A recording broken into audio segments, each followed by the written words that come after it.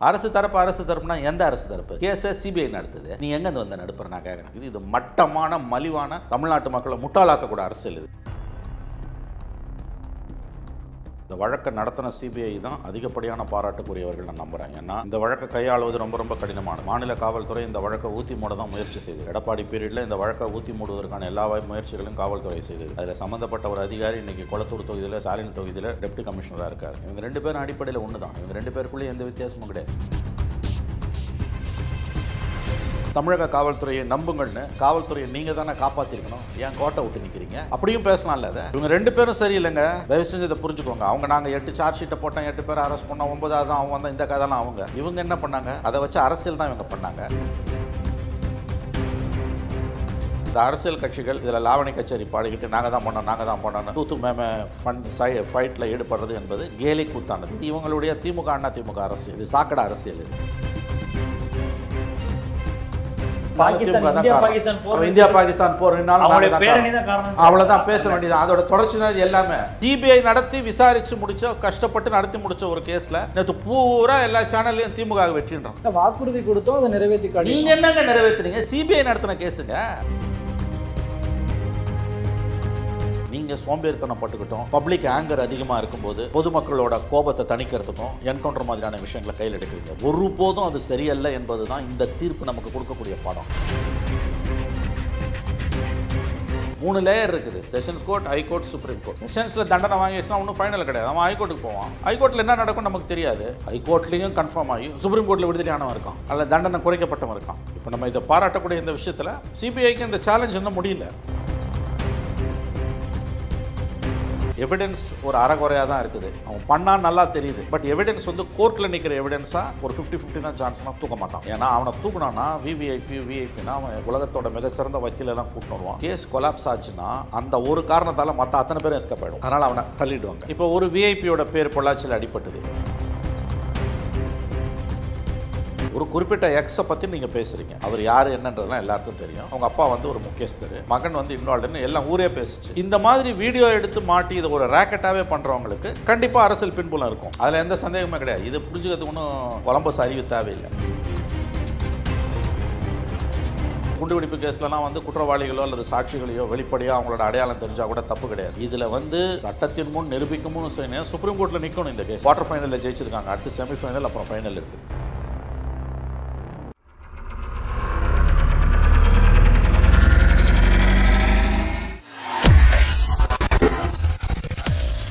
வேலை வேண்டுமா? Blue ocean இருக்கிறது. 10th 12th டிப்ளமோ டிகிரி படித்தவர்களுக்கு உணவு, தங்குமிடம், இஎஸ்ஐ, பிஎஃப், இன்சூரன்ஸ் உள்ளிட்ட சலுகைகளுடன் அனுபவத்திற்கேற்ற நல்ல சம்பளம் 15,000 முதல் 30,000 வரை. பெண்களுக்கு முன்னுரிமை. 2,000க்கும் மேற்பட்ட வேலை வாய்ப்புகள் உள்ளன. இப்போதே தொடர்பு கொள்ளுங்கள். Blue ocean.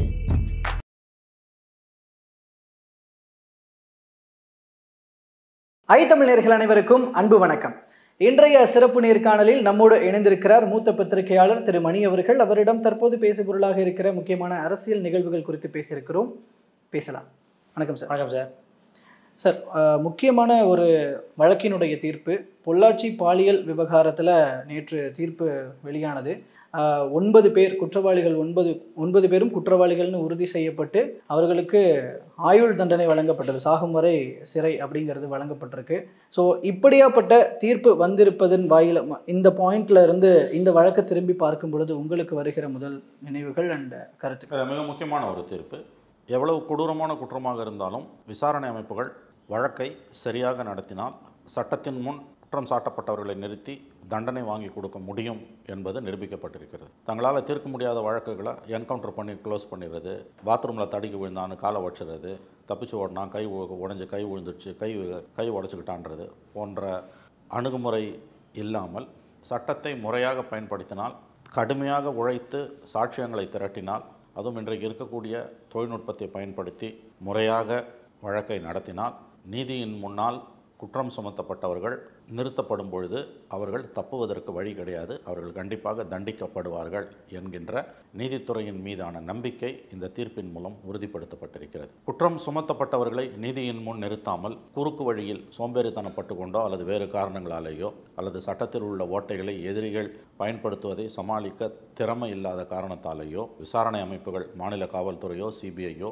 வழக்கை குறுக்கு வழியில் நடத்தி என்கவுண்டர் போன்ற பிரச்சனைகள், என்கவுண்டர் போன்ற வழிமுறைகள் மூலமாக இன்றைக்கு பல வழக்குகளை கையாண்டு கொண்டிருப்பதை நாம் பார்க்கிறோம். அந்த கோணத்திலிருந்து பார்க்கும் பொழுது மறுபடியும் சொல்கிறேன், இந்த தீர்ப்பின் மூலம் நாம் தெரிந்து கொள்ள வேண்டிய முதல் விஷயம், எவ்வளவு கொடூரமான குற்றமாக இருந்தாலும் வழக்கை முறையாக நடத்தி கடினமாக உழைத்து சாட்சியங்களை திரட்டி இன்றைய தொழில்நுட்பத்தையும் முறையாக பயன்படுத்தினால் குற்றம் சுமத்தப்பட்டவர்களுக்கு தண்டனை வாங்கி கொடுப்பது என்பது 100% சாத்தியம் என்பதை இன்றைக்கு நாம் இந்த வழக்கின் மூலமாக தெரிந்து கொண்டிருக்கிறோம். 100% இல்லாவிட்டாலும் 90% சாத்தியம் என்பதை இந்த தீர்ப்பு நமக்கு நிரூபித்திருக்கிறது. மிகுந்த பாராட்டுக்குரியது சிபிஐ. ஏனெனில் மிகுந்த சர்ச்சைகளுக்கு இடையிலும் மிகுந்த சவால்களுக்கு இடையிலும் இந்த வழக்கை அவர்கள் கையாண்டார்கள். மற்ற கொலை வழக்குகளைப் போல அல்லது பிற ஊழல் வழக்குகளைப் போல அல்லாமல் இதில் பெண்கள் சம்பந்தப்பட்டிருப்பதால் அவர்களுடைய மானத்தையும் சுயமரியாதையையும் காப்பாற்றுவது பெரும் சவாலாக சிபிஐக்கு இருந்திருக்கிறது. அதை மிகுந்த திறமையுடன் அவர்கள் கையாண்டிருக்கிறார்கள். பாதிக்கப்பட்ட பெண்களுடைய அடையாளங்கள் குற்றம் சாட்டப்பட்ட வழக்கறிஞர்களுக்கு கூட தெரியாது. அவர்களை ஒரு கண்ணாடி கூண்டுக்கு பின்னால் நிற்க வைத்துதான் விசாரணை நடத்தியிருக்கிறார்கள். ஒவ்வொரு முறை நீதிமன்றத்துக்கு அவர்கள் அழைத்து வரப்படும் பொழுதும் அவர்களுடைய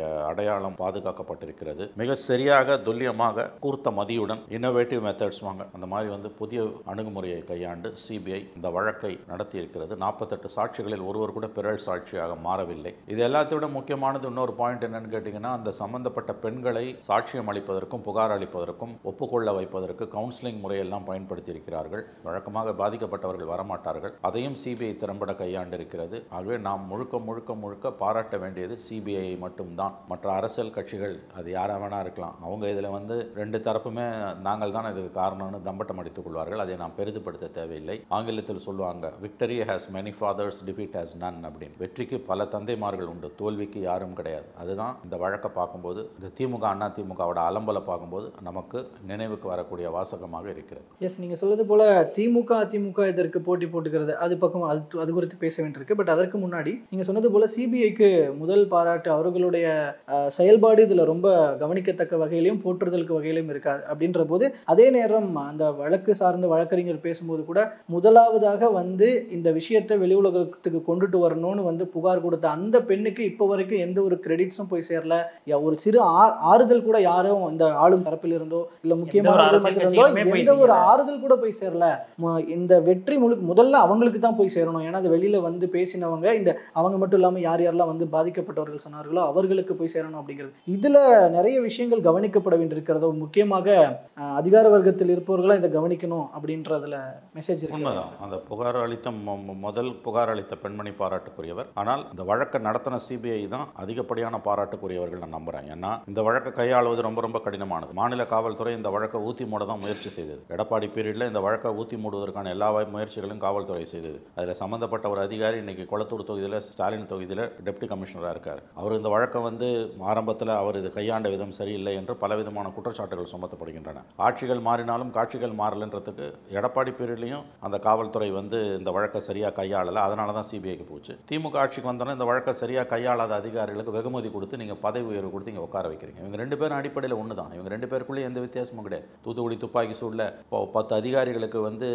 அவர்கள் மீது குற்றவியல் நடவடிக்கை எடுக்கணும்னு அருணா ஜெகதீசன் கமிட்டி ரிப்போர்ட் கொடுக்கும்போது தூத்துக்குடி துப்பாக்கி சூட வச்சு 3 எலெக்ஷனை ஜெயிச்ச திமுக அந்த 10 அதிகாரிகள் மீதான நடவடிக்கை எடுக்கப்பட வேண்டும், கிரிமினல் ஆக்ஷன் எடுக்கணுன்ற பரிந்துரையை கேபினெட் கூடி நிராகரிக்கிறது. அந்த துப்பாக்கி சூட்டு காரணமாக இருந்து பலர் சுட்டுக் கொல்லப்பட காரணமாக இருந்த அந்த ஐஜி ஏடிஜிபி இப்போ டிஜிபி ஆயிட்டார், ஓய்வு பெற போகிறார். அப்போ டிஐஜியாக இருந்தவர் இன்னைக்கு ஐஜி ஆயிட்டார். எல்லாரும் வசதியான இடத்துல தான் உட்காந்துருக்காங்க. ஆனால் அதை வச்சு தான் திமுக அரசியல் பண்ணி 3 எலெக்ஷனை ஜெயிச்சது. ஆனால் சம்பந்தப்பட்ட அதிகாரிகளை எடப்பாடி எப்படி பாதுகாத்தாரோ அப்படி தான் ஸ்டாலினும் பாதுகாக்கிறார். இப்போ இவங்க ரெண்டு பேருக்குள்ள என்ன வித்தியாசம்? அதே தான் பொள்ளாச்சி பாலியல் வன்முறையை மாநில காவல்துறை சரியாக கையாளாகாத காரணத்தால் தானே சிபிஐக்கு போச்சு. அப்போ அந்த அதிகாரிகளுக்கு என்ன தண்டனை கொடுத்தீங்க? சரி, எடப்பாடி பீரியல் நடந்ததுன்னா சரி, அவங்க அதிகாரத்தை காப்பாற்றுறதுக்கு பண்ணுறாங்க, அவங்க குற்றவாளிகளை பாதுகாக்கிறாங்க, எல்லா நியாயமும் கரெக்ட். ஸ்டாலின் கவர்மெண்ட்லையும் அவங்க மேலே எந்த நடவடிக்கையும் இல்லை. அதில் சம்மந்தப்பட்டவர் இன்னைக்கு உயர் அதிகாரியாக இருக்கார், முதலமைச்சர் தொகுதியிலே உயர் அதிகாரியாக இருக்காருன்னா இது எங்கே போய் இந்த வெக்க கடை எங்கே போய் சொல்லுவீங்க? ஆகவே திமுக அண்ணா திமுக ரெண்டு பேரும் ஒன்று தான். அடிப்படையில் இவங்க ரெண்டு பேரும் ஒன்று தான். இதை நினைவில் வைத்துக் கொள்ளுங்கள். ஆனால் இதில் அதிமுகவை பொறுத்த வரைக்கும் அப்போ இந்த கேஸில் எஃப்ஐஆர் போட்டு முதலாவதாக விசாரணை நடத்தப்பட்டதாக இருக்கட்டும்,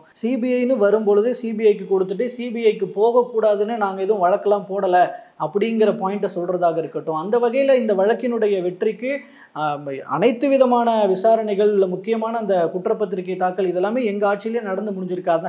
அந்த பேசிஸில் தான் இதெல்லாம் நடந்திருக்கு. அந்த வகையில் அதிமுகவினர் வந்து இந்த குற்றவாளிகளை கூண்டோடு பிடித்ததுன்றது அதிமுக ஆட்சியில் நடத்தப்பட்டது தானே? இல்லைங்க, அப்போ எதுக்கு சிபிஐக்கு போச்சு? நீங்கள் உங்கள் வழக்கில் உங்களுக்கு நான் கேட்குறேன், நாங்கள் சிபிஐ விசாரணை வேணான்னு உயர்நீதிமன்றத்துக்கு போகலன்றதை சாதனையாக சொல்லாதீங்க. அது வெக்கக்கேடான விஷயம். உங்கள் காவல்துறை மேலே உங்களுக்கு நம்பிக்கை இருந்தால் நீங்கள் போயிருக்கணும். நாங்கள் வழக்கை உறுதியாக நடத்துவோம். ஏன்னா மாநில காவல்துறை தான் நம்பர் 1. சிபிஐ வந்து பின்னாலேருந்து வர்றது தான். சிபிஐ ஒரு வழக்கை எடுக்கணும்னா மாநில அரசோட அனுமதி தேவை, அல்லது உயர்நீதிமன்றம் உச்சநீதிமன்றத்தோட அனுமதி தேவை. அந்த நேரத்தில் இருக்கக்கூடிய பொலிட்டிக்கல் ப்ரெஷரில் சிபிஐக்கு கொடுத்தாங்க அப்படின்னு நான் என்ன சொல்கிறேன், இதை தலைகீழ சொல்கிறேன். நான் உங்களுக்கு நேர்மை இருந்ததுன்னா, மாநில காவல்துறைக்கு நேர்மை இருந்ததுன்னா, மாநில காவல்துறைக்கு தலைவராக இருந்த எடப்பாடிக்கு நேர்மை இருந்ததுன்னா நீங்கள் கொடுத்துருக்க கூடாது. ஃபைட் பண்ணியிருக்கணும். கோர்ட்டுக்கு, சுப்ரீம் கோர்ட் வரைக்கும் போய் ஃபைட் பண்ணியிருக்கணும். எங்கள் காவல்துறை மேலே எங்களுக்கு நம்பிக்கை இருக்குது. தப்பு நடந்துடுச்சு, நாங்கள் ஒத்துக்கிறோம். என் கட்சிக்காரனை அதில் இன்னும் நான் அவனை பதவி விட்டு நீக்கிட்டேன். எவனாக இருந்தாலும் தப்ப முடியாது. என் கட்சியாக இருந்தாலும் அவனை நான் நீக்கிருக்கின்றதை என் நேர்மைக்கு சாட்சி. என் காவல்துறையை நான் நம்புகிறேன். சட்டம் ஒழுங்கு மாநில அரசுக்கு உட்பட்டது. Law and order is state subject. இது தீவிரவாத தாக்குதலாக இருந்ததுன்னா என்ஐஏ வரலாம், சிபிஐ வரலாம். இது பெண்கள் சம்பந்தப்பட்ட விஷயம். இது முழுக்க சட்டம் ஒழுங்கு சம்பந்தப்பட்ட விஷயம். காவல்துறைக்கு தான் இதில் முழு அதிகாரம் இருக்கு. சிபிஐ வேண்டாம். யாரையும் தப்ப நாங்கள் விட மாட்டோம். வேணா நீதிமன்றம் மேற்பார்வையிடட்டும் வழக்க. முழு அளவிலான மேற்பார்வைக்கு நாங்கள் ஒப்புக்கொள்கிறோம். தமிழக காவல்துறையை நம்புங்கள்னு காவல்துறையை நீங்க தானே காப்பாத்திருக்கணும். ஏன் கோட்டை விட்டு நிற்கிறீங்க? அப்படியும் பேசலாம்ல. அதை இவங்க 2 பேரும் சரியில்லைங்க. தயவு செஞ்சு இதை புரிஞ்சுக்கோங்க. அவங்க நாங்கள் 8 சார்ஜ் ஷீட்டை போட்டோம், 8 பேர் அரெஸ்ட் பண்ணோம், 9வது தான் அவங்க வந்தால் இந்த கதைலாம் அவங்க. இவங்க என்ன பண்ணாங்க? அதை வச்சு அரசியல் தான் இவங்க பண்ணாங்க. திமுக அதில் சம்மந்தப்பட்ட அதிகாரிகள் என்னைக்கு நீ ரிவார்டு பண்ணுற? எதுக்கு நீங்கள் அவருக்கு உயர் பதவி கொடுக்குற? உங்களுக்கு இது நாளைக்கு அவமானமாக வரும்னு தெரியலையா? இப்போ அண்ணா பல்கலைக்கழக விவகாரத்தில் வந்து அதிமுக வந்து அரசியல் செய்யுது அப்படின்னு ஒரு குற்றச்சாட்டு வைக்கும் பொழுது பொள்ளாச்சி விவகாரத்தை தான் அதிகமாக எடுத்து இவங்களும் பேச. அதை தான் சொல்கிறேன். இவங்க 2 பேரும் தானிக்கு தீனின்வாங்க. தூத்து மேமேன்றது. நீ அதை செஞ்ச, நான் இதை செஞ்சேன், நீ அதை செஞ்ச, நான் இதை செஞ்சேன், நான் இதை செஞ்சேன், நீ அதை செஞ்ச. இவங்க 2 பேருக்குள்ள என்ன வித்தியாசம் இருக்குது சொல்லுங்கள்? இது எப்பேற்பட்ட கேஸ்? இது 2 பேரும் ஒன்று சேர்ந்து குற்றவாளிகளை கண்டுபிடிக்கிறதுலையும் நம்பிக்கை வரத்துக்கு ஹைகோர்ட்டோட மானிட்டரிங்கில் கேஸ் நடக்கட்டும்னு சொல்லியிருக்கணும்ல. 4 பெண்கள் தான் சம்மந்தப்பட்டாங்கன்னு அந்த காவல்துறை எந்த அளவுக்கு அதில் டிஎஸ்பியாக இருந்தவர் சொல்கிறேன் நான். எந்த அளவுக்கு வந்து அவர் வந்து அதை தாமதப்படுத்தினார்? அதுக்கெல்லாம் யார் காரணம்? அதிமுக தானே காரணம். சிபிஐக்கு போலனா இந்த கேஸை ஊற்றி மூடி இருப்பாங்க. அதை ஞாபகம் வச்சுக்கோங்க. நாம்கே ஆவாஸ் தான் இவங்க 8 சார்ஜ் ஷீட் 10 சார்ஜ் ஷீட்னு பேசுறது. If not for CBI, ADMK கவர்மெண்ட்ல இல்லை, டிஎம்கே கவர்மெண்ட்லையும் ஒருவேளை அதிமுக கவர்மெண்ட்ல வந்து இதை சிபிஐக்கு ஒப்புக்கொள்ளாமல் மாநில காவல்துறையை விசாரிக்கட்டும், சிபிசிஐடி விசாரிக்கட்டும் அப்படின்னு ஏதாவது சால்ஜாப்பு சொல்லி அவங்க இதை அவங்களே நடத்தி அதுக்குள்ள எலெக்ஷன் வந்து திமுக ஆட்சிக்கு வந்திருந்ததுன்னா திமுகவும் சத்தியமா சிபிஐ கொடுத்துருக்காரு. கேஸை ஊற்றி மூடி இருப்பாங்க. நான் அதை தான் சொல்றேன். நான் தூத்துக்குடி துப்பாக்கி சூட வச்சு 3 எலெக்ஷனை ஜெயிச்ச திமுக அந்த அப்பாவி மக்கள் கொல்லப்படுவதற்கு காரணமான காவல்துறை அதிகாரிகள் மீது கிரிமினல் நடவடிக்கை எடுக்கணும், துறை ரீதியான நடவடிக்கை போதாது, கிரிமினல் நடவடிக்கை எடுக்கணும்னு பரிந்துரை செய்து அருணா ஜெகதீசன் கமிட்டி ரிப்போர்ட்டை ஏன் தூக்கி குப்பையில் போட்டுது? இதுக்கு பதில் சொல்லுங்க. காவல்துறையை யார் ஆட்சியில் இருந்தாலும் காப்பாற்றுவார்கள். போலீஸ் லாபியை காப்பாற்றுறது எடப்பாடியோ, ஜெயலலிதாவோ, ஸ்டாலினோ, கருணாநிதியோ கைவந்த கலை. அப்ப ஆட்சிகள் மாறினாலும் காட்சிகள் மாறல. பொள்ளாச்சி பாலியல் கொடுமைக்கு நீதி கிடைத்திருப்பதற்கு முழுக்க சிபிஐ மட்டும்தான் காரணம். இந்த அரசியல் கட்சிகள் இதுல லாவணி கச்சேரி பாடிக்கிட்டு நாங்க தான் பண்ணோம் தூத்து மேம ஃபைட்ல ஈடுபடுறது என்பது கேலி கூத்தானது. இது இவங்களுடைய திமுக அண்ணா திமுக அரசியல். இது சாக்கடை அரசியல். இது 2 பேரையும் சேர்த்து தான் நான் சொல்றேன். இவங்க 2 பேருக்கும் இதை பத்தி பேசுறதுக்கான எந்த தகுதியும் அருகதையும் கிடையாது. Both DMK and ADMK. அவன் பக்கத்துக்கு அவங்க தப்பு பண்ணாங்கன்னா இவங்க நல்ல நேரம் அதுக்குள்ள அது சிபிஐக்கு போயிடுச்சு. இவங்க எப்படி கிரெடிட் எடுக்க முடியும்? அது சொல்லுங்களேன். அவனாவது கிரெடிட் எடுக்கிறான்னா ஏடிஎம்கே நாங்க 8 பேர் மேல கேஸ் போட்டோம், சார்ஜ் ஷீட் போட்டோம்னு சொல்றதுல ஒரு லாஜிக் உண்டு. 10% அவன் பக்கம் நியாயம். அவருடைய பீரியட்ல தான் அந்த கேஸ் பீரியட்ல நடந்தது. நாங்க கிரவுண்ட் ஒர்க் நாங்க பண்ணோம், ஸ்பேட் ஒர்க் நாங்க பண்ணோம். அதனால தான் சிபிஐ வந்து அதை டேக் ஆஃப் ஈஸி ஆச்சுன்னு ஏடிஎம்கே இன்னைக்கு சொல்லுதுன்னா அதுல லாஜிக் உண்டு. 10% உண்மை உண்டு. திமுக கிரெடிட் எடுக்கிறதுல ஏதாவது இருக்கு, அர்த்தம் இருக்கு, அதாவது லாஜிக் இருக்கு. அது சிபிஐ நடத்தின கேஸ். நீங்க எப்படி இதுக்கு வெற்றிக்கு சொந்தம் கொண்டாட முடியும்? எங்க எது ஜெயிச்சாலும் நாங்க தான் காரணம். எங்க ஆட்சியில தான் நாளைக்கு காசால போர் நிறுத்தம் வந்தாலும் திமுக தான் காரணம். உக்ரைன்ல சண்டை நின்னாலும் திமுக தான் காரணம். இந்தியா பாகிஸ்தான் போர் நின்னாலும் அவ்வளவுதான் பேச வேண்டியது. அதோட தொடர்ச்சி தான் இது எல்லாமே. சிபிஐ நடத்தி விசாரிச்சு முடிச்ச, கஷ்டப்பட்டு நடத்தி முடிச்ச ஒரு கேஸ்ல நேற்று பூரா எல்லா சேனல்லையும் திமுக வெற்றின்றோம். வாக்குறுதி கொடுத்தோம், அதை நிறைவேற்றி காட்டி. நீங்க என்னங்க நிறைவேற்றுறீங்க? சிபிஐ நடத்தின கேஸுங்க. சிபிஐ கேஸ் நடத்தது ஜுடிஷியரி தீர்ப்பு கொடுக்குதுங்க. நீங்க எங்கங்க வந்தீங்க நடுப்புற? கொஞ்சம் சொல்லுங்களேன், எனக்கு புரியல. ஆல்ரெடி 2019 நடக்கிற வழக்கு தான் சிபிஐ நடத்துகிற கேஸ். திரும்ப சொல்கிறேன். இதில் திமுகவுக்கு வெற்றின்னு எதை வச்சு சொல்லுவேன்? நீ எங்கே வர உள்ள அதை சொல்லு. நீ ப்ராசிக்யூட்டிங் ஏஜென்சியா இல்லை நீ ஜட்ஜா? அப்போ தீர்ப்பு யார் எதிராக கொடுத்தாலும், அதிமுக எதிராக கொடுத்தாலும் எந்த வழக்கில் நீங்கள் தான் காரணமா? அரசு தரப்பு வழக்கறிஞர் நாங்கள் வந்து குற்றவாளிகளை வந்து எப்போ எந்த வகையிலும் தப்பிக்க விட மாட்டோம். ஐயா, அரசு தரப்புன்றது சிபிஐ, ஸ்டேட் போலீஸ் கிடையாது. இல்லை உங்கள் கையில் கவர்மெண்ட் இருக்கிறதுனால அரசு தரப்புன்னு நல்லா குல்மா வேலை பண்ணி நீங்கள் மக்களை ஏமாத்துறீங்க. மக்களை ஏமாத்துறதுக்கு ஒரு அளவு உண்டு. அதில் திமுக கின்னஸ் ரெக்கார்ட் படைத்து கொண்டிருக்கிறது. அரசு தரப்புனா எந்த அரசு தரப்பு? கேஸை சிபிஐ நடத்துது. நீ எங்கேருந்து வந்த நடுப்புற நான் கேட்குறேன். அதான் இது எங்கே வேணால் போய் முடியலாம். இந்தியா பாகிஸ்தான் போர் நிறுத்தமும் நாங்கள் தான். நாளைக்கு காசாவில் வந்து போர் நிறுத்தம் வந்ததுன்னா அதுக்கும் நாங்கள் தான். உக்ரைனில் போரே நின்று போச்சுன்னா நாங்கள் தான் காரணம், திமுக தான் காரணம். அதையும் நீங்கள் சொல்லுவீங்க. அதையும் கேட்கறதுக்கு ஆள் இருக்குது. அதையும் ஊதி பெருசாகிறதுக்கு மீடியா இருக்குது. சிபிஐ நடத்த வழக்கில் அரசு தரப்பு யாரையும் தப்ப விடலன்னு சொல்கிறதுக்கு ஏதாவது அர்த்தம் இருக்கா? நீங்கள் சொல்லுங்கள். நிச்சயமாக அதுக்கு லாஜிக் பெருசாக இல்லை. லாஜிக்கே இல்லைங்க. புழுவறதுக்கு ஒரு அளவு உண்டுங்க. ஆகவே இதில் வந்து இவங்க புதிய எல்லைகளை தொட்டு கொண்டிருக்கிறார். நான் சொன்னேன் அவங்களுக்காவது ஒரு 10% லாஜிக் உண்டு. நாங்கள் ஸ்பேட் ஒர்க் பண்ணோம், கிரவுண்ட் ஒர்க் பண்ணோம், நாங்கள் போட்ட சார்ஜ் ஷீட்டால் தான் சிபிஐயால் மேலே எடுத்துகிட்டு போச்சுன்னு அவன் சொல்ல முடியும். அதுவும் தப்பு. அவனும் தப்பு, இவனும் தப்பு, 2 பேரும் தப்பு. நான் சொல்கிறேன், கேஸை நடத்தி அவங்க கொடுத்துருந்தீங்கன்னா ஊற்றி மூடிருப்பாங்க கேஸை. சிபிஐ உள்ளே வந்ததால் இது போயிடுச்சுது, அவ்வளோதான். இதில் 2 பேரும் அமைதியாக இருக்கணும். மாறா அதை வச்சு இன்றைக்கி வந்து அரசியல் ஓடிட்டு இருக்குது. இது மட்டமான மலிவான தமிழ்நாட்டு மக்களை முட்டாளாக்கக்கூட அரசியல். இது 2 பேரும் இதை பற்றி பேசுறதுக்கான எந்த அருகதையும் கிடையாது. நேற்று ட்விட்டரில் முதல்வர் மு க ஸ்டாலின் அவர்கள் ட்வீட் போடுறாரு, இது வந்து ஒட்டுமொத்த இந்த கும்பலுக்கும் வந்து தண்டனை கிடைக்கப்பெற்று விட்டது, எல்லாம் நீங்கள் வெட்கி தலை சார்களை காப்பாற்றி நீங்கள் வெட்கி தலை குனிய வேண்டும் அவர் போட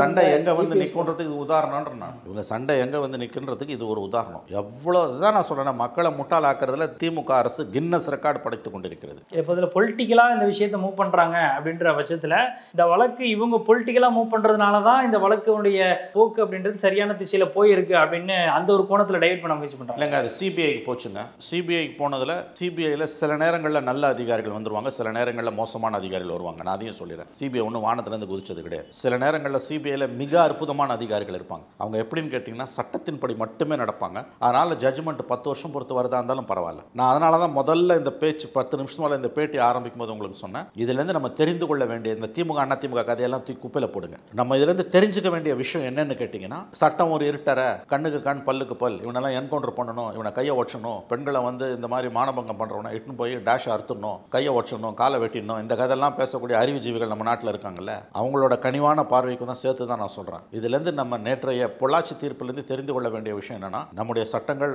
அருமையான சட்டங்கள் தான். சட்டப்படி நீ முறையாக ஒரு வழக்கை நடத்தினா உன்னால் தண்டனை வாங்கி கொடுக்க முடியும். உண்மையான குற்றவாளியை சட்டத்தின் முன் நிறுத்தி தண்டனை வாங்கி கொடுக்க முடியும். தண்டனையை நீதிமன்றம் தான் கொடுக்கணும், போலீஸ் கொடுக்க முடியாது. இட்டு போய் என்கவுண்டர் பண்ணி சுட்டு தள்ளிடுறது, காலை ஒச்சுறது, கையை ஒச்சுறது, நீ சட்டத்தை கையில் எடுத்துக்க முடியாது. நீதிமன்றத்தின் முன்னால் நிறுத்தி தண்டனை வாங்கி கொடுக்கறது மட்டும்தான் உன் வேலை. அந்த வேலையை உனக்கு செய்ய துப்பு இல்லைன்னா நீ வந்து அந்த தொழிலே இருக்கக்கூடாது, அந்த வேலையிலே இருக்கக்கூடாது. மாறா நீங்கள் சோம்பேறித்தனம் பட்டுக்கிட்டோம், பப்ளிக் ஆங்கர் அதிகமாக இருக்கும்போது பொதுமக்களோட கோபத்தை தணிக்கிறதுக்கும் என்கவுண்டர் மாதிரியான விஷயங்களை கையில் எடுக்கிறீங்க. ஒருபோதும் அது சரியல்ல என்பது தான் இந்த தீர்ப்பு நமக்கு கொடுக்கக்கூடிய பாடம். இதில் இந்த திமுக அண்ணா திமுக இந்த எல்லாத்தையும் தூக்கி குப்பையில் போடுங்க. சட்டப்படி மட்டுமே நான் முறையாக உழைச்சேன், நான் கடுமையாக உழைக்கணும், ஆனால் சாட்சிகளை திரட்டணும். அதுவும் இந்த வழக்கில் சிபிஐ நம்ம ஏன் மனப்பூர்வமாக பாராட்டணும்னா, மற்ற வழக்குக்கும் இதுக்குமான வித்தியாசம், மற்ற வழக்குகளில் சாட்சிகளோட அடையாளம் தெரிஞ்சால் பரவாயில்ல, எதிர் சிபிஐக்கு ஆதரவாக சாட்சி சொல்கிறவங்களோட அடையாளம் தெரிஞ்சால் கூட பரவாயில்ல. இதில் வந்து அந்த அடையாளமும் தெரியக்கூடாது, பாதிக்கப்பட்டவங்களோட அடையாளமும் தெரியக்கூடாது. மற்ற வழக்குகளில் பாதிக்கப்பட்டவங்க அடையாளம் தெரிஞ்சால் பரவாயில்ல, ஒரு கொலை கேஸ்லையோ ஊழல் வழக்கில், இதில் அதுவும் தெரியக்கூடாது. அப்போ ரெட்டை சுமை சிபிஐக்கு. அதுக்கு மத்தியில் அந்த கேஸில் கூட வழக்கை நடத்தி முறையாக நடத்தி தண்டனை வாங்கி கொடுக்க முடியும், சட்டத்தில் இடம் இருக்கின்றதை அவங்க நிரூபிச்சிருக்காங்க. சல்யூட் சிபிஐக்கு. இதை நீ ஸ்டேட் போலீஸ்கிட்ட கொடுத்துருந்தா உண்மையிலேயே வந்து இவங்களை முடிக்கணும், இந்த கேஸில் மக்கள் கோபத்தை தணிக்கணும், என்ன பண்ணியிருப்பாங்க? 8 பேர் 4 பேர் என்கவுண்டர் பண்ணியிருப்பான், 2 பேரை காலை உடச்சிருப்பான், 2 பேரை கையை உடச்சிருப்பான். உண்மையான குற்றவாளிகளாக இருப்பாங்க, அவ்வளோதான். அந்த என்கவுண்டர் ஒரு கட்டத்துக்கு மேலே அது தப்புன்னு பேசினா, ஆமாம் நான் பண்ணேன்னுவான். அதில் ஒரு மக்களும் ஒரு செக்ஷன் ஆதரிப்பான், ஆமாம் என்கவுண்டர் பண்ண என்ன தப்பு, இவனெல்லாம் கோர்ட்டில் நிறுத்தி என்னைக்கு இங்கே தண்டனை வாங்கணும், இவன் வாய்தா மேலே வாய்தா வாங்குவாங்க, 15 வருஷம் 20 வருஷம் கேஸை நடத்துவாங்க, என்கவுண்டர் தாங்க இவனுக்குலாம் கரெக்டுன்னு இதே வாய் பேசும். நாக்கு நரம்பு இல்லாத நாக்கு தானே பேசும். அதனுடைய ஒரு நீச்சியாக தானே இன்னைக்கு ஃபேக் என்கவுண்டர்ஸும் அதிகமாகிட்டு. அதைத்தான் நான் சொல்கிறேன் உங்களுக்கு.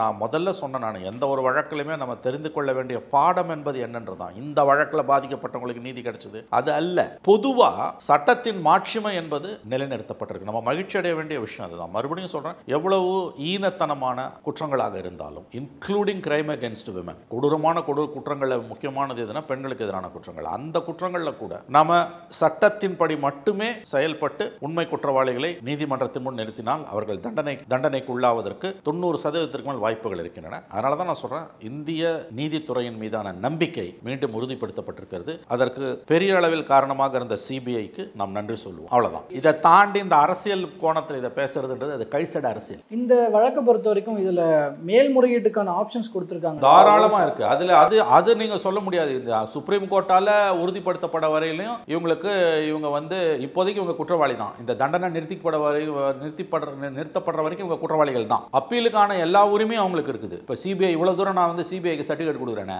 அவங்களுக்கு அப்பீல் போறதுக்கு உரிமை அப்படிலாம் நான் சொல்ல மாட்டேன். அது முட்டாள்தனம். அகைன் சட்டம் வருது. சட்டம் என்ன சொல்லுது? பாதிக்கப்பட்டவனுக்கு, கீழமை நீதிமன்றத்தால் தண்டிக்கப்பட்டவனுக்கு வசதி இல்லைன்னா அவன் ஹைகோர்ட்ல அப்பீல் பண்றதுக்கும், அங்கேயும் கேஸை தோத்துட்டானா சுப்ரீம் கோர்ட்ல அப்பீல் பண்றதுக்கும் அரசாங்கமே ஏற்பாடு செய்யணும். அதுதான் இலவச சட்ட மையம். தூக்கு தண்டனை கைதி ஒருத்தனை கொடுத்துறாங்க, தூக்கு தண்டனை செஷன்ஸ் கோர்ட்ல தூக்கு தண்டனை, ஹைகோர்ட்ல அவன் அப்பீலுக்கு போக முடியலன்னு வச்சுக்கோங்க. ஒன்று தெரியுமா உங்களுக்கு? எந்த தூக்கு தண்டனையா இருந்தாலும் பாதிக்கப்பட்டவன், தண்டனை விதிக்கப்பட்டவன் ஹைகோர்ட்டுக்கு போனாலும் போவாட்டியும் அவனுக்கு வசதி இருக்கு, அவன் போல, அல்லது உண்மையிலேயே தண்டனையே அவன் ஏத்துக்கிறான். இப்போ இந்த மாதிரி சில கேஸ் உண்டு, ஆமா என்ன தூக்கில் போடுங்கன்னுவான். அப்படி இருந்தாலும் அவன் விரும்பினாலும் விரும்பாட்டியும் அவனுக்கு வசதி இருக்கோ இல்லையோ ஹைகோர்ட் அதை கன்ஃபார்ம் பண்ணணும். ஒரு டெத் சென்டென்ஸை அவன் அப்பீலுக்கு போறானா இல்லையோ அவளோ அவனோ ஹைகோர்ட் கன்ஃபார்ம் பண்ணணும். சட்டம் அவ்வளவு தெளிவா இருக்குது. அஃப்கோர்ஸ் சுப்ரீம் கோர்ட்டுக்கு போக முடியாம ஹைகோர்ட்ல கன்ஃபார்ம் ஆகி தூக்கில் போட்ட கேஸ் எல்லாம் இருக்குது, அது வேற விஷயம். அப்ப சட்டம் என்ன சொல்லுது? 3 லேயர் இருக்குது. Sessions court, high court, supreme court. செஷன்ஸ்ல தண்டனை வாங்கிடுச்சுன்னா ஒன்றும் ஃபைனல் கிடையாது, அவன் ஹைகோர்ட்டுக்கு போவான். ஹைகோர்ட்ல என்ன நடக்கும் நமக்கு தெரியாது. ஹைகோர்ட்லயும் கன்ஃபார்ம் ஆகி சுப்ரீம் கோர்ட்ல விடுதலையானவன் இருக்கான், அல்ல தண்டனை குறைக்கப்பட்டவன் இருக்கான், அது வேற. இல்ல தனி மனித சுதந்திர அடிப்படையில் அந்த விஷயத்துக்கான ஒரு ஆப்ஷன் கொடுக்கப்பட்டு அப்படிதாங்க சொல்லணும். 100 குற்றவாளிகள் வெளியில இருக்கலாம், ஒரு நிரபராதி உள்ள இருக்கக்கூடாது. அதுதான சட்டம். இப்போ நம்ம இதை பாராட்டக்கூடிய இந்த விஷயத்தில் சிபிஐக்கு இந்த சேலஞ்ச் என்ன முடியல.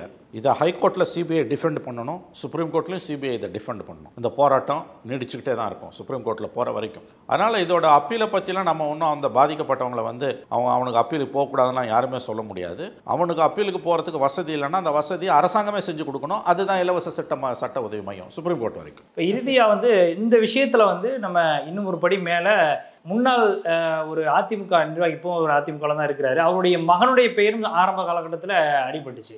அப்போது அவருடைய வழக்கு அவர் இந்த வழக்குலேருந்து எப்படி அவர் விடுவிக்கப்பட்டார் அப்படின்ற ஒரு கேள்வி எல்லாம் திரும்ப எழுந்துக்கிட்டே இருக்கு. ஏன்னா முக்கிய ஒரு குற்றஞ்சாட்டப்பட்ட ஒரு முக்கிய நபராக அவர் இருக்கிறாரு. அந்த பெண்கள் உட்பட பலரும் வந்து அதுக்கு சாட்சியாக இருந்தாங்க அப்படின்ற ஒரு கோணத்தில். அதாவது ஒரு விஷயம் புரிஞ்சுக்கோங்க, ஹை ப்ரொஃபைல் கேசஸ்ன்னு சொல்கிறோம்ல, மக்கள் மத்தியில் பிரபலமாக பேசப்பட்ட வழக்குகள், மீடியாவில் அதிகமாக விவாதிக்கப்பட்ட வழக்கு, ஆங்கிலத்தில் ஹை ப்ரொஃபைல் கேசஸ். இந்த ஹை ப்ரொஃபைல் கேசஸை சிபிஐ, ஸ்டேட் போலீஸ் நான் சொல்லலை, சிபிஐ ஹேண்டில் பண்ணும்போது சாதாரணமாக அதில் விவிஐபிஸ் பசங்க இன்வால்வ்னா எவிடன்சஸ் வந்து ரொம்ப ரொம்ப ரொம்ப ரொம்ப ரொம்ப ரொம்ப ஸ்ட்ராங்காக இல்லைன்னா அவங்கள தூக்க மாட்டாங்க. ஏன்னா எவிடன்ஸ் ஒரு அறகுறையாக தான் இருக்குது, அவன் பண்ணான்னு நல்லா தெரியுது. பட் எவிடன்ஸ் வந்து கோர்ட்டில் நிற்கிற எவிடன்ஸாக ஒரு 50-50 தான் சான்ஸ்னா தூக்க மாட்டான். ஏன்னா அவனை தூக்கினான்னா விவிஐபினா அவன் உலகத்தோட மிக சிறந்த வக்கீலெல்லாம் கூட்டின்னு வருவான். கேஸ் கொலாப்ஸ் ஆச்சுன்னா அந்த ஒரு காரணத்தால் மற்ற அத்தனை பேரும் எஸ்கேப் ஆகிடுவோம். அதனால் அவனை தள்ளிடுவாங்க. இப்போ ஒரு விஐபியோட பேர் பொள்ளாச்சியில் அடிப்பட்டது, நமக்கு தெரியாது கிலோ அவன் பண்ணானா பண்ணலையான்னு தெரியாது. மீடியாவில் வரதை வச்சு நம்ம அவன் பண்ணான்னு நீங்களும் நானும் சொல்ல முடியாது. நான் யாராக இருந்தாலும் செய்திகளாக தான் இல்லை, அதை தான் நானும் சொல்கிறேன். மீடியாவில் வந்ததை வச்சு தான் நானும் நீங்களும் பேசுகிறோம். ஒரு குறிப்பிட்ட எக்ஸை பற்றி நீங்கள் பேசுகிறீங்க, அவர் யார் என்னன்றதுலாம் எல்லாருக்கும் தெரியும். அவங்க அப்பா வந்து ஒரு முக்கியஸ்தர், மகன் வந்து இன்வால்வ்டுன்னு எல்லாம் ஊரே பேசிச்சு. பாதிக்கப்பட்ட பெண்களும் சொன்னாங்கன்னு நீங்கள் சொல்கிறீங்க. அந்த வீடியோ ஆடியோஸை நான் பார்த்ததில் அது உண்மையாகவும் இருக்கலாம், பொய்யாகவும் இருக்கலாம். ஆனால் சட்டம் அவனை குற்றவாளின்னு சொல்லாத வரைக்கும் நான் அவன் பேரை கூட உச்சரிக்க முடியாது. அல்லது அதிகாரப்பூர்வமாக காவல்துறை சிபிஐ வந்து அவனை சார்ஜ் பண்ணியிருக்குன்னா அப்போ உச்சரிக்கலாம். ரெண்டுமே இல்லை. அப்போ நம்ம அதை பேசவே முடியாது. இந்த மாதிரியான வழக்குகளில் ஒரு விஷயத்தை நல்லா புரிஞ்சுக்கோங்க, ஆளும் தரப்புடைய அல்லது எதிர்கட்சி, அதாவது வந்து அரசியல் ரீதியாக செல்வாக்கு படைத்த மோஸ்ட்லி ஆளும் கட்சி, சில நேரங்களில் வந்து எதிர்கட்சியும் பவர்ஃபுல்லாக இருப்பான் சில ஏரியாவில். அந்த மாதிரி politically powerful VIPs, both ruling party and opposition, especially ruling party, அவர்களுடைய நேரடி அல்லது மறைமுக ஆதரவு இல்லாமல் இவ்வளோ பெரிய சம்பவம் நடக்காது. அதை நான் ஒத்துக்கிறேன். அந்த திருநாவுக்கரசு அப்படின்ற அதில் ஒரு அக்யூஸ்ட், ஆமாம், அவருடைய தண்டிக்கப்பட்டவர். இப்போ ஆமாம், அவருடைய ஆடியோ விவகாரம் ஆரம்பத்தில் வெளில வரும்பொழுது இதில் பெரிய அளவில் அரசியல் பின்புலம் இருக்குது அப்படின்ற ஒரு கிலோ. நான் அதை தான் கிலோ சொன்னேன். அதுக்கு அந்த ஆடியோவே வேணான்றேன் நான். அந்த ஆடியோவே வேணாம். பொதுவான புத்தியை வச்சு நீங்கள் பல விஷயங்களை புரிஞ்சுக்க முடியும். 80% விஷயங்களை பொது புத்தியை வச்சு நீங்கள் புரிஞ்சுக்கலாம். உங்களுக்கு பெரிய ஸ்கோப் எல்லாம் வேணவே பெரிய ஸ்கூப்பு பெரிய சோர்ஸ் எல்லாம் ஒரு கர்மமும் தேவையில்லை. இவ்வளவு பெரிய ஒரு பாலியல் வன்முறை நடக்குது. கிட்டத்தட்ட ஒரு 2-3 வருஷமாக நம்ம பண்ணியிருக்காங்க இல்லையா, சில வருடங்கள் பண்ணியிருக்கானுங்க. டெக்னாலஜி எல்லாம் யூஸ் பண்ணியிருக்காங்க. இன்னைக்கு ஹிந்துவில் வந்த ரிப்போர்ட்ஸை படிங்க, ரொம்ப நல்லா கரெக்டாக எழுதியிருக்காங்க. சிபிஐ வந்து அந்த சார்ஜ் ஷீட்டில் சொன்னது ஆண் குரலை பெண் குரலாக மாற்றி பேசக்கூடிய ஆப்ஸ் எல்லாம் அவனுங்க யூஸ் பண்ணியிருக்காங்க, டெக்னாலஜியை யூஸ் பண்ணியிருக்காங்க. அந்த பிரிவின் கீழேயும் வழக்கு போட்டிருக்காங்க. அதாவது அவனுங்க ரொம்ப கண்ணிங்க தான். அதெல்லாம் உடச்சிருக்கு சிபிஐ. இப்போ நீங்கள் சொல்கிற விஐபி ஆங்கிள், அந்த ஆடியோ லீக் ஆகணும், திருநாகர்ஸ் ஆடியோ லீக் ஆகணும்னு அவசியமே இல்லை. இப்படிப்பட்ட ஒரு பல பெண்களுக்கு எதிரான குற்றங்களை செய்கிறானுங்க. பாலியல் ரீதியாக அவங்கள வந்து அனுபவிக்கிறான், விட்டுட்டு ஓடிடுறான்னா கூட அது வேறு. அந்த மாதிரி கேரக்டர்ஸ் இருக்கும். அந்த காலத்தில் அப்படி தான் இருக்கும். இந்த கேமராலாம் இல்லாதப்போ அவனுக்கு வந்து அனுபவிப்போம். இப்போ கூட இருக்கும். அந்த மாதிரி சில பேர் இருக்கான். அவங்களுக்கு வந்து பர்சனலாக அவங்கள எக்ஸ்ப்ளாய்ட் பண்ணுவான் செக்ஷுவலி, அதோட போயிடுவான். ஆனால் அதை வீடியோ எடுத்து சம்பாதிக்கிற மிரட்டுற கேட்டகரி வருதுல்ல, அதுதான் வந்து பெருசாக மாட்டுது உனக்கு. இந்த மாதிரி வீடியோ எடுத்து மாட்டி இதை ஒரு ரேக்கெட்டாகவே பண்ணுறவங்களுக்கு கண்டிப்பாக அரசியல் பின்புலம் இருக்கும். அதில் எந்த சந்தேகமே கிடையாது. இது புரிஞ்சுக்கிறதுக்கு ஒன்றும் கொலம்பஸ் அறிவு தேவையில்லை. But the problem is CBI அவங்கள சார்ஜ் ஷீட்டில் போடாத வரைக்கும் நம்ம பேச முடியாது. அவங்க பேரை கூட நம்ம உச்சரிக்க முடியாது. அது அவதூறு. நம்ம அவன் நேம சொன்னால் கூட நாளைக்கு அவன் நம்ம மேலே ஈஸியாக கேஸ் போடலாம். ஆடியோவில் சிலருடைய பெயர்கள் பேசப்பட்டது. ஆனால் சில நேரங்களில் வந்து சில எக்ஸம்ஷன்ஸை கொடுக்க வேண்டியிருக்கு. இப்போ உதாரணத்துக்கு நேற்று நம்முடைய திராவிடர் கழக பொருளாளர் வழக்கறிஞர் அருள்மொழி அவங்க சன் தொலைக்காட்சியில் பேசும்போது ஒரு விஷயத்தை சொன்னாங்க, ரொம்ப அழகாக சொன்னாங்க. இந்த பிரச்சனை ஓடிக்கிட்டு இருக்கும்போது நம்ம நக்கீரன் கோபால் ஒரு ஆடியோ ஒன்று ரிலீஸ் பண்ணார், ஒரு வீடியோ ஒன்று ரிலீஸ் பண்ணாங்க. ஆக்சுவலாக அது அவங்கள அருள்மொழி அழகாக சொன்னாங்க, அது சட்டப்படி தப்பு, அவர் செஞ்சுருக்கக்கூடாது. ஆனால் அதுதான் இந்த வழக்கில் ஒரு பெரிய திருப்பு முனையாக இருந்தது. அந்த வீடியோவை ரிலீஸ் பண்ணதுக்காக அவருக்கு பல பிரச்சனைகள் வந்தது. பட் அவர் செய்த காரியம் தான் இந்த வழக்கு வந்து இந்த அளவுக்கு சிபிஐ வந்து ஸ்ட்ராங்காக ஆக்கினதுக்கு காரணம். ஏன்னா அதில் ஒரு பெண் கதற மாதிரிலாம் அந்த ஆடியோ வீடியோலாம் அந்த அது வந்து சில நேரங்களில் அரிதான தருணங்களில் ரேரஸ்ட் ஆஃப் ரேர் கேஸில் அந்த மாதிரி வந்து சில இது வந்து உங்களுக்கு வந்து உபயோகமாக இருக்கும். அதை நான் ஒத்துக்கிறேன். நான் பட் நீங்கள் சொல்லக்கூடிய அந்த விஐபிஸ் பாலிட்டிஷியன்ஸ் அவங்க மகன்கள் தீஸ் திங்ஸ் நம்ம சிபிஐ வந்து நான் சொல்கிறேன் கிலோ இந்த மாதிரி ஹை ப்ரொஃபைல் கேசஸில் சிபிஐ வந்து ஒரு டாப் பாலிட்டிஷியன் இன்வால்வ்டு அப்படின்னா ஃபேமிலி இன்வால்வ்னா அவங்கள தொட மாட்டாங்க. ஏன்னா தொட்டால் என்ன ஆகிடும்னா மொத்த கேஸு கொலாப்ஸ் ஆகிடும். அல்லது அவன் ரொம்ப இம்சை கொடுத்தவனா இருக்கணும், ரொம்ப இம்சை கொடுத்து எவிடன்ஸ் லட்டு மாதிரி மாட்டிருக்கணும், ஃபுல் ப்ரூஃப் இருக்கணும், இல்லாட்டி அதை செய்ய மாட்டாங்க. அதனால் அது வந்து அன்றைக்கி ஏடிஎம்கே ரூலிங் பார்ட்டியாக இருந்ததால் ஆப்வியஸ்லி ஏடிஎம்கேவோட பேர் அடிப்படுறது நியாயமானது. அதை யாரும் நம்ம இதுவாக சொல்ல முடியாது. அவங்க தரப்பில் வைக்கிற எதிர்வாதம் அப்படி பார்த்தா அந்த தொகுதியில் வந்து ஏடிஎம்கே தான் ஜெயிக்குது. நான் உண்மையிலே தப்பு பண்ணியிருந்தேன்னா மக்கள் என்ன தண்டிச்சிருக்க மாட்டாங்களான்னு சம்மந்தப்பட்டவர்கள் பேசுகிறாங்க. அப்புறம் வந்து ஆயிரக்கணக்கான பெண்கள் இன்வால்வ்டுன்றது பொள்ளாச்சியையே இழிவுபடுத்துகிற மாதிரின்ற வாதம் வைக்கிறது. மீடியாவும் ரொம்ப அதிகப்படியான கற்பனையோடு வந்து 1000 பெண்கள் 2000 பெண்கள் அதெல்லாம் நமக்கு தெரியாது. உங்களுக்கு அவ்வளோலாம் நமக்கு இருக்கான்னு தெரியாது. You go by what the law சேஸ்னுவாங்க. சட்டம் என்ன சொல்லுது, இவ்வளோ பேர் தான் மாட்டியிருக்கான், இவ்வளோ பேருக்கு தண்டனை வாங்கி கொடுத்துருக்குல்ல சிபிஐ, அந்த அளவில் அதை நம்ம நிறுத்தணும். அரசியல் ரீதியாக அவங்க 2 பேரும் அடிச்சுக்கிட்டோம், அதை பற்றி நமக்கு கவலை கிடையாது. நம்ம அதில் பூந்து நியாயப்படுத்தவும் முடியாது. திமுகவா அண்ணா திமுக ரசிக்கலாம், அவ்வளோதான். இந்த வழக்கில் இப்போது ஆரம்பத்திலிருந்து இப்போ வரைக்கும் இந்த வழக்கு கையாண்ட நீதிபதி நந்தினி தேவி அவர்களினுடைய செயல்பாடுகள் இந்த இடத்துல இல்லை அவங்க தனிப்பட்ட முறையில் ஒரு நீதிபதியை பாராட்டுறது இகழ்றது ரெண்டுமே தப்பு. அவங்க தான் கடமையை செஞ்சுருக்காங்க. அவங்க தான் கடமையை செய்யறதுக்கு சிபிஐ உறுதுணையாக இருக்குது. முழுக்க பாராட்டக்கூடியது சிபிஐ. மற்றவங்க யாரையும் நான் புகழவும் விரும்பல, இகழவும் விரும்பல. நீதிபதி அவ்வளோதான். விசாரணை கோணம் எந்த வகையில் போய் சேருது சிபிஐ கேஸ். நான் மறுபடியும் சொல்கிறேங்க, மற்ற கேஸை விட ஒரு டெரர் அட்டாக் இப்போ கோயம்புத்தூரில் கார் பாம்பு பிளாஸ்ட் நடந்தது, அது சிலிண்டர் வெடிப்புன்னு உருட்டினாங்க. எத்தனை நாள் ஸ்டேட் கவர்மெண்ட் இப்போ வரைக்கும் திமுக அது சிலிண்டர் வெடிப்புன்னு தான் உருட்டுறாங்க. என்ஐஏ சார்ஜ் ஷீட்டில் அது பாம்பு பிளாஸ்ட் டெரர் ஆக்ட்னு சொல்லிட்டான். சொன்ன பிறகாது நீ அதை ஏற்றுக்கணும்ல, அந்த நேரமே உனக்கு கிடையாது. அது எப்படி சிலிண்டர் வெடிப்பு, குண்டு வெடிப்பு தான் அது.